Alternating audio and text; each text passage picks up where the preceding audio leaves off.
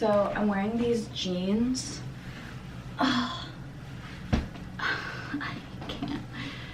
And they're like flaring on the bottom. It's cute. I don't really think I'm gonna leave the house today. Hello. I haven't made a video in a while, and I thought about making one in January, but then I didn't. So I'm here now. I'm gonna show you guys the books that I read in February, and then a couple of the books that I currently own that I want to read in March. This is just like my hopeful TBR, so we'll see. So the first book that I read in February is Everyone in This Room Will Someday Be Dead by Emily Austen. I really didn't know what to expect going into it. I had like a vague idea of what it was about. The main character, Gilda, was like just intrigued by her thought process and her mentality throughout the whole book. And yeah, she finds herself working at a Catholic church on complete accident, and then like so much like unravels, just like she can't fix it, so she just keeps going with like the situation, and she's just like, oh, it's fine, I'm fine. And it's, I don't know, it was a really funny book. I thought it was witty. I thought it was just like the way that she thinks, maybe the satirical is not the right word, but it felt comedic, and I really liked this book, and I liked this character, and I thought that she was very real, and it made me feel like it was just this character that like doesn't leave her house, doesn't socialize with anyone, so then when she does, she's so awkward. And I like that because same. In the beginning of February, I went to hang out with one of my friends, and I visited his apartment for the first time and met his roommate, and she had a couple books in the kitchen, and I was like, oh, like I've seen this one, I've been wanting to read it for a while, and she just offered to let me borrow her book, which I thought was incredibly kind. It's not something that I would necessarily do. I don't really let people borrow my stuff, so I thought that was so cool of her.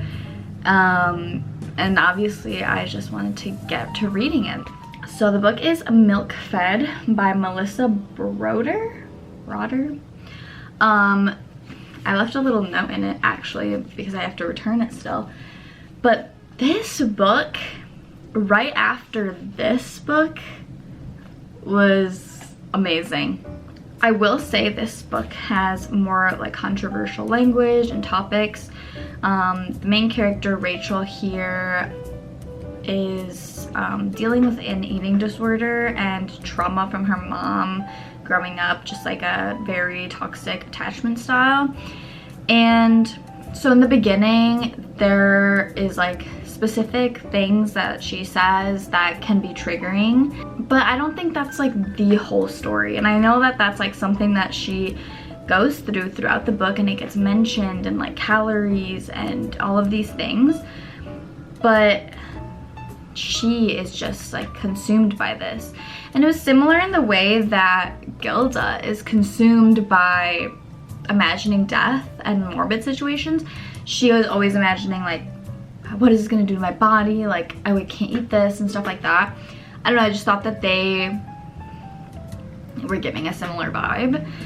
In this story, it's like funny because they both are these like lesbian women that kind of have like this like inner voice that's kind of dark and they both find themselves in situations, like in religious situations, that like are just not what they're about. She finds herself falling in love with an Orthodox Jewish woman, so that's interesting. The next book I read was Tell Me Lies.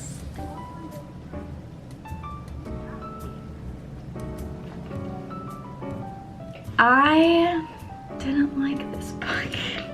I wasn't the biggest fan at all. While I was reading it, I was like, why is this happening? I get it, but I don't get it. And actually, I had to end up reading reviews about this on Goodreads to see why people liked it. There's this girl, she starts college and she meets a guy who's a couple years older, and he, you know, they just start flirting and they just start hooking up, whatever. And then he goes back to his girlfriend that he had previously, and we get both of their perspectives, which apparently you don't get in the show, but he's definitely giving sociopath vibes, like not empathetic at all. I just don't understand where their connection stems from, since all they have ever done is hook up, and they never even opened up about things. I mean, they like slightly talked about their personal traumas. Again, they both have like mom issues, but I didn't think that that was enough for them to be so attached. Like, it just felt like there was no foundation, there was no cement to their relationship, and it was very hollow to me. So it wasn't my cup of tea, but I know a lot of people on Goodreads liked it because they said it was relatable, like having this like person that, you know, comes back to you when it's been a little while, and it's this like toxic like connection, physical connection kind of thing. So I understand why people would like it, but I didn't. I needed something deeper. The last book that I read, which low-key I finished March 1st, but I'm gonna count it as my February book because whatever, is Cleopatra and Frankenstein by Coco Mellers. I loved this book. I thought it was so witty. I liked the way it was written. I liked that there was like this like in between. There were a couple of chapters from this other person's perspective that isn't Cleo or Frank, and it was the only time that you got a first person POV, and then the other times it was third person, like I don't know what the word is, but it was, maybe it's omniscient, third person that like knows what they're thinking. But I liked that we got Cleo and Frank's relationship. I liked that we got their friends, like some of the chapters were about what their friends were going through, and so I liked that there was like a break and it wasn't just them. It was giving me Sex and the City vibes. I mean, they're in New York and they're unhinged and they're glamorous. That I could visually imagine everything that was going on like perfectly, and it was just beautiful. So yeah, those are the 4 books that I read in February. Okay, so now these are the books that I'd like to get to in March. So first we have Pillow Thoughts by Courtney Peppernell. This is a collection of poetry and prose about heartbreak, love, and raw emotions. And my friend Fiona gifted this to me. I'm really excited to read this. I never really get around to poetry enough, so this should be different and fun, and anything from a friend is exciting. So I was also gifted by my other friend Erin Virginia Woolf's The Waves, which is a story of 6 children, friendship, love, and grief, because they deal with a death. So I know Virginia Woolf is a pretty acclaimed author. I have 2 other books of hers in my pile that I haven't gotten to yet, so this will definitely be my first Virginia Woolf, and I'm really excited to see what all the hype is about, you know? So this next book was also gifted to me by my friend's boyfriend, and he runs marathons. He's ran like 3 marathons so far, and I like to consider myself a runner. I do a couple miles here and there. I ran a half marathon one time, so I thought this was a cool book. It's called What I Talk About When I Talk About Running, and it's a memoir by Haruki Murakami. I'm butchering that. But this is a pretty popular author that it's annotated, because he already read it. So I think that's cool. It's got like a little bit more character to it.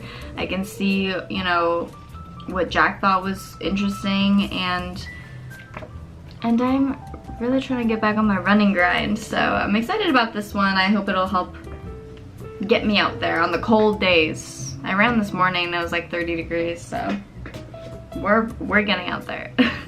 This next book was also gifted to me. If you didn't already realize, my birthday was in February, so I got a couple books. This one is Tomorrow and Tomorrow and Tomorrow by Gabrielle Zevin, and I've seen this all over the place. And so I mentioned it to my boyfriend, and then luckily he mentioned it to his mom, and so she got this for me, and I'm really excited. She also got me a puzzle of The Waves, you know? The Waves by Virginia Woolf. It's all water. It's giving water. It's giving Pisces. And originally I saw it at bookstores and I didn't pick it up because the cover didn't seem like something that I would read, and here I am. And that's what you get for judging a book by its cover, so. And now finally a book that I purchased myself, Magnolia Parks. I've been wanting to get around to this. I've heard about it. My favorite YouTubers read it. I don't really like knowing too much about it when I get into it because I like to go into things blind. I like to go into a movie blind and a book blind, so it's kind of figure it out while I'm there. So I'm excited about this, and hopefully I like it and then I can get into the rest of the series. But thank you so much for watching. Let me know what other kind of books I should read, what more you want to see from me. Like I said, I like to run, read, I knit, I play the keyboard, I'm gonna start that puzzle. I'm basically a grandma in a 23-year-old body. Thanks, bye, have a good day.